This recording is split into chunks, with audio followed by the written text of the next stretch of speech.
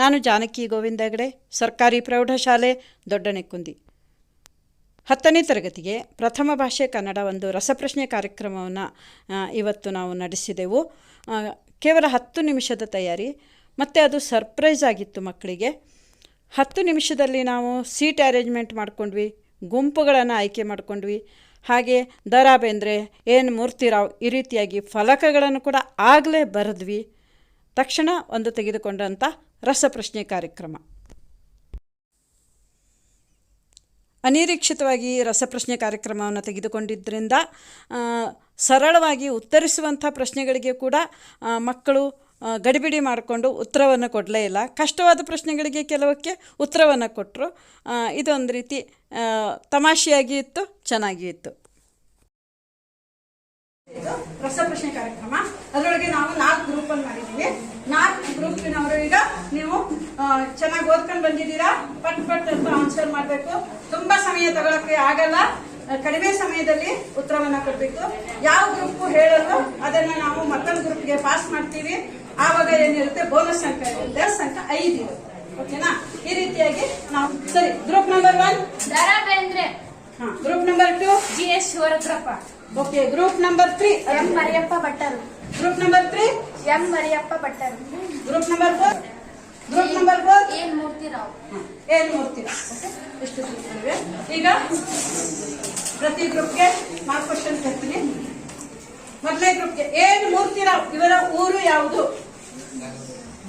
ದಕ್ಷಿಣ ಕನ್ನಡ, ಪುತ್ತೂರು ಗ್ರಾಮದಲ್ಲಿ. Okay. Group number 1 ಇದು. Okay, ತಪ್ಪು ಉತ್ತರ. ಪಾಸ್ ಮಾಡ್ತೀನಿ. ಅಕ್ಕಿ ಹೆಬ್ಬಾಳು. ಜೋರಾಗಿ. ಅಕ್ಕಿ ಹೆಬ್ಬಾಳು. ಅಕ್ಕಿ ಹೆಬ್ಬಾಳು. ಓಕೆ. ಮಂಡ್ಯ ಜಿಲ್ಲೆಯ ಇವರಿಗೆ ಬೋನಸ್ ಅಂಕ. ಎನ್ ಮೂರ್ತಿರಾಯರಿಗೆ ಯಾವ ಕೃತಿಗೆ ಪಂಪ ಪ್ರಶಸ್ತಿ ದೊರೆತಿದೆ? ದೇವರ ಕೃತಿ. ಸರಿಯಾದ ಉತ್ತರ.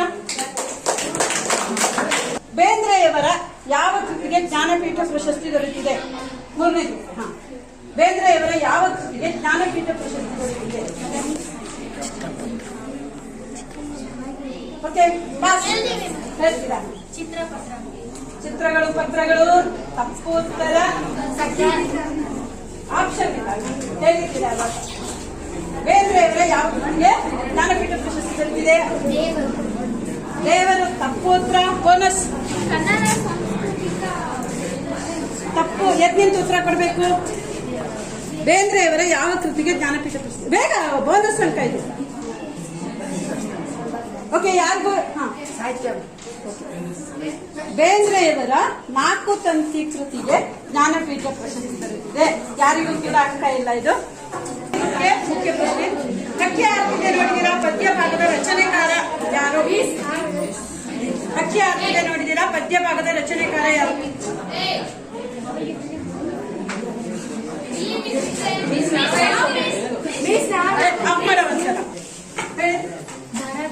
ಜೋರಾಗಿ ಹೇಳು. ದ ರಾ ಬೇಂದ್ರೆ. ದ ರಾ ಬೇಂದ್ರೆ. ಸರಿಯಾದ ಉತ್ತರ. ಪೂರ್ಣಾಂಕ. ಈಗ 1ನೇ ಗ್ರೂಪ್ಗೆ ಪ್ರಶ್ನೆ. ಶಿವಮೊಗ್ಗ ಜಿಲ್ಲೆ ಶಿಕಾರಿಪುರ ಯಾವ ಕವಿಯ ಹುಟ್ಟೂರು? ಜಿ.ಎಸ್. ಶಿವರುದ್ರಪ್ಪ. ಸರಿಯಾದ ಉತ್ತರ.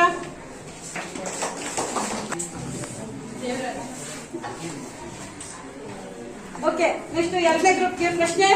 ಕನ್ನಡ ಸಂಸ್ಕೃತಿ ಪ್ರಬಂಧ ಸಂಕಲನದ ಕರ್ತೃ ಯಾರು? ಕನ್ನಡ ಸಂಸ್ಕೃತಿ. ಎಂ. ಮರಿಯಪ್ಪ ಭಟ್ಟರು. ಎಂ. ಮರಿಯಪ್ಪ ಭಟ್. ಸರಿಯಾದ ಉತ್ತರ. ಅಪರವಯಸ್ಕನ ಅಮೆರಿಕ ಯಾತ್ರೆ ಯಾರ ಕೃತಿ?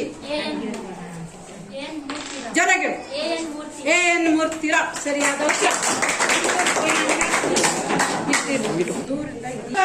ಇದು ಯಾವ ಕವಿಯ ಹುಟ್ಟೂರು? ಎಂ. ಮರಿಯಪ್ಪ ಭಟ್ಟರ ಹುಟ್ಟೂರು. ಎಂ. ಮರಿಯಪ್ಪ ಭಟ್ಟ. ಸರಿಯಾದ ಉತ್ತರ. ಓಕೆ, ಈಗ 2ನೇ ಸಾಮಗಾನ ಚಲುವರು ಇವು ಯಾರ ಕೃತಿಗಳು? ಜಿ.ಎಸ್. ಶಿವರುದ್ರಪ್ಪ. ಸರಿಯಾದ ಉತ್ತರ. ಎನ್ ಮೂರ್ತಿರಾಯರ ಚಿತ್ರಗಳು, ಪತ್ರಗಳು ಕೃತಿಗೆ ದೊರೆತ ಪ್ರಶಸ್ತಿ ಯಾವುದು? ಪಂಪ ಪ್ರಶಸ್ತಿ. ತಪ್ಪುತ್ರ. ಕನ್ನಡ ಸಾಹಿತ್ಯ ಜ್ಞಾನಪೀಠ ಪ್ರಶಸ್ತಿ, ಸಾಹಿತ್ಯ ಅಕಾಡೆಮಿ ಪ್ರಶಸ್ತಿ. ತಪ್ಪುತ್ರ. ಓಕೆ, ಬೋನಸ್ ಅಂಕ ಇವರಿಗೆ.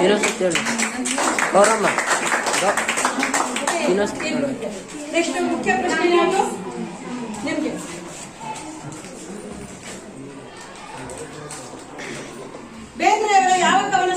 ಗುಂಪಿಗೆ ಕೇಂದ್ರ ಸಾಹಿತ್ಯ ಅಕಾಡೆಮಿ ಪ್ರಶಸ್ತಿ ದೊರೆತಿದೆ?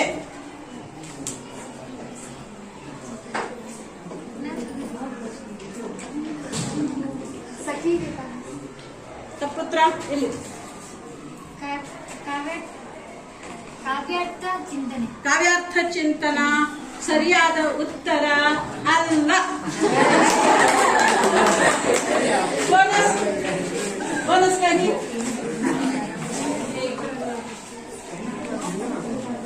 ಯಾವ ಕೃತಿಗೆ ಕೇಂದ್ರ ಸಾಹಿತ್ಯ ಅಕಾಡೆಮಿ ಪಾಸ್ ಇಲ್ಲ. ಯಾರು ಕೂಡ ಸರಿಯಾದ ಉತ್ತರವನ್ನ ಕೊಟ್ಟಿಲ್ಲ. ಬೇಂದ್ರೆಯವರ ಆಡಿಯನ್ಸ್ ಬುಕ್ ತೆಗೆದು ಹೇಳ್ಬಾರ್ದು, ಬುಕ್ ಮುಚ್ಚೆ. ಆಡಿಯನ್ಸ್ ಮಕ್ಕಳೇ ಯಾರಾದ್ರೂ ಹೇಳ್ತೀರಾ? ಇಲ್ಲ. ಬೇಂದ್ರೆಯವರ ಅರಳು ಮರಳು ಕೃತಿಗೆ ಕೇಂದ್ರ ಸಾಹಿತ್ಯ ಅಕಾಡೆಮಿ ಪೂರ್ಣವಾಗಿ ಓದ್ಕೋಬೇಕಂದ್ರೆ ಹೀಗೆ. ಓಕೆ, ನೆಕ್ಸ್ಟ್ ಅದಿಂದ ಮರಿಯಪ್ಪ ಭಟ್ಟರು ತುಳು ಇದ್ದಾರೆ ಅಲ್ವಾ, ಇನ್ನೊಂದು ನಿಘಂಟು ಬರ್ತಿದ್ದಾರೆ. ಅದ್ಯಾವುದು? ಅವ್ರಿಗೆ ಟೈಮ್ ಇರುತ್ತೆ, ಬೋನಸ್ ಮಾತ್ರ ಫಾಸ್ಟ್ ಆಗೋದು. ಇವ್ರಿಗೆ ಮುಖ್ಯ ಪ್ರಶ್ನೆ, ಹಾಗಾಗಿ ಟೈಮ್ ಇದೆ. ಯಾವ ಮಂಗರಾಜನ ಹೇಳ್ತು? ಇನ್ನೊಂದು ಸ್ವಲ್ಪ ಸರಿ ಮಾಡಿ ಹೇಳು, ನಿಮ್ಗೆಲ್ಲ ಅವಕಾಶ ಇಲ್ಲ. ಇನ್ನೊಂದು ಸ್ವಲ್ಪ ಸರಿ ಮಾಡಿ ಹೇಳಿ, ಸ್ವಲ್ಪ ಸರಿ ಹೋಗ್ಬೇಕು. ತಪ್ಪಾಗಿದೆ, ಸ್ವಲ್ಪ ಕರೆಕ್ಟ್ ಆಗಿದೆ, ಆದ್ರೆ ನಾನು ಅಂಕ ಕೊಡಕ್ಕೆ ಆಗಲ್ಲ. ಬೋನಸ್ ಸರಿಯಾಗಿ ಹೇಳು. ಅದು ತಪ್ಪಾಗಿದೆ. ಅಭಿನವ ಮಂಗರಾಜನ ನಿಂಗಣಿ. ಸರಿಯಾಗಿ ಅಭಿನವ ಮಂಗರಾಜನ ಬೋನಸ್ ಅಂಕ. ಈ ಗ್ರೂಪ್ಗೆ. ಸರಿ, ಯಾವ ಯಾವ ಗುಂಪಿಗೆ? ಅಂಬಿಕಾ ಬರೆಯಲಿರ್ತಾ ಇದ್ದು ಯಾವ ಕಾವ್ಯ ನಾಮ? ಮುಖ್ಯ ಪ್ರಶ್ನೆ. ದ ರಾ ಬೇಂದ್ರೆ ಸರಿಯಾದ ಉತ್ತರ. ಎರಡನೇ ಗುಂಪಿಗೆ GSS ಅವರ ಕಾವ್ಯಾರ್ಥ ಚಿಂತನ ಕೃತಿಗೆ ಯಾವ ಪ್ರಶಸ್ತಿ ದೊರೆತಿದೆ?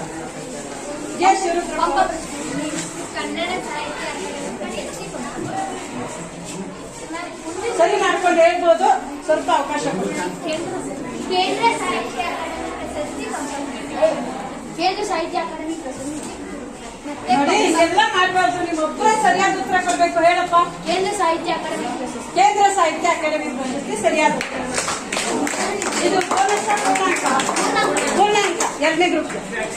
ಮೂರನೇ ಗ್ರೂಪ್ಗೆ ಸಂಕಲ್ಪ ಗೀತೆ ಪದ್ಯ ಭಾಗವನ್ನು ಯಾವ ಕೃತಿಯಿಂದ ಆಯ್ದುಕೊಳ್ಳಲಾಗಿದೆ? ಸಂಕಲ್ಪ ಗೀತೆ ಪದ್ಯ ಭಾಗವನ್ನು ಯಾವ ಕೃತಿಯಿಂದ ಆಯ್ದುಕೊಳ್ಳಲಾಗಿದೆ?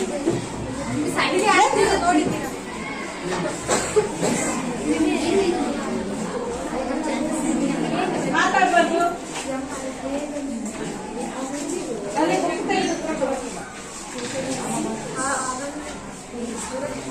ಪಾಸ್. ಜೀವದ ಭಾಷೆಯ ಸಂಕಲ್ಪ ಗೀತೆ ಅಂತ. ತಪ್ಪುತ್ರ.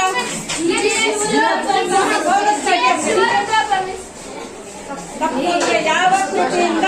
ಸಾಮಗಾನಗಳು.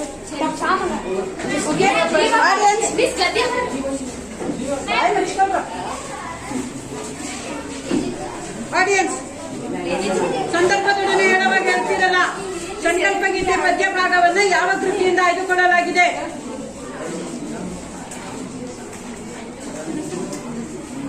ಹೇಳಮ್ಮ. ಈಗ ಹೇಳ್ತಾ ಇದೀಯಾ? ಅಂಕ ಬರಲ್ಲ.